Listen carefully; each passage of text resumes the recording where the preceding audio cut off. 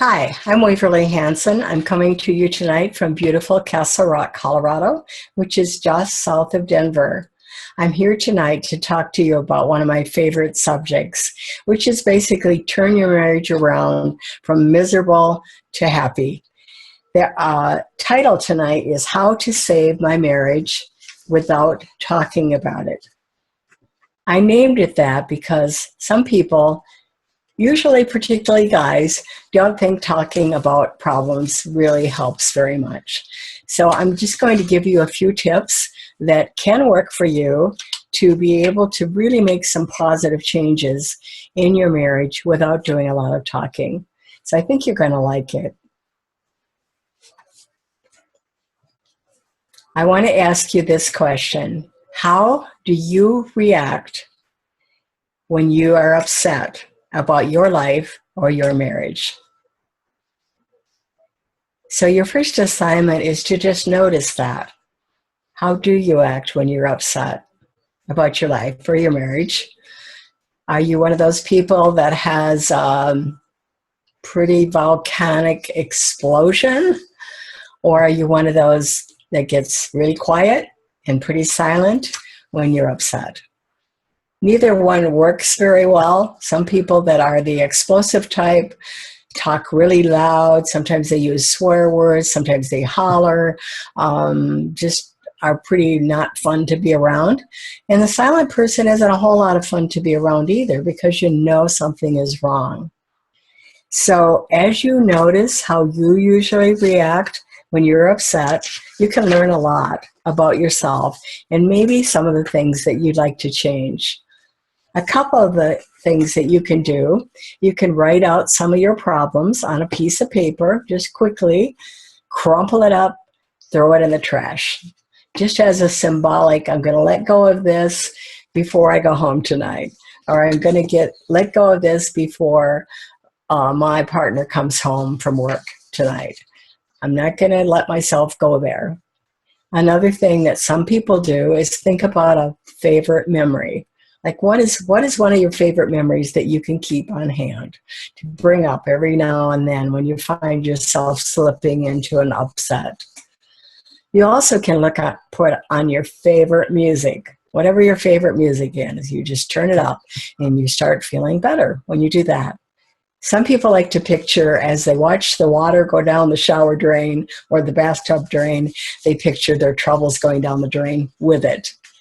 And there's some new scientific information that you might be interested in, and that is that when you choose to smile, even when you don't feel like it, that just the act of smiling actually lifts your mood. We all kind of heard the saying about fake it until you make it, but we didn't know there was scientific proof behind that. So that I thought was pretty interesting. There is a book called The Courage to Be Yourself. It's not one of my books. It's written by Sue Patton, Patton. It is available on Amazon. And she has some real interesting things to say about how we can act differently if we choose to. She calls these steps toward transformation. The first one is to become aware of your dragons and fears. I like that she pictures that dragon because sometimes that can add a little humor to it. The next one is that we acknowledge that we have these dragons and fears. And she humorously says, invite your dragons to the light or invite your dragons to lunch. So she adds some humor that way. The last one is accept. Accept your feelings. Even if they're not the kind of feelings you wish you had, feelings are not right or wrong. They just are. And it's what you do with them that really makes the difference.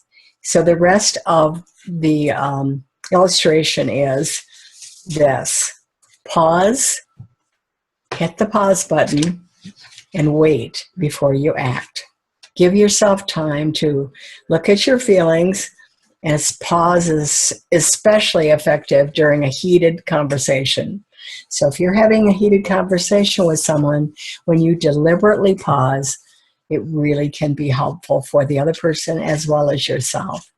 The next action is compare your options. Remember how you acted in the past when you had these situations. Is that appropriate now? Or would it be better to choose deliberately something creative, something different, maybe a deliberate healing action instead? And then the last one is to choose this step very carefully. You're not just reacting to people or situations or your feelings, but you are choosing, making a choice what you think will be the best way to handle this. Number one, have the reactions that you used in the past worked for you? Do you feel better after you react in these ways?